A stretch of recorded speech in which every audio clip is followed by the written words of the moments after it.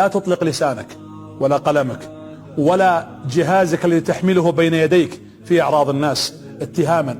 إن كان فيه ما تقول فقد اغتبته، وإن لم يكن فيه ما تقول فقد بهته.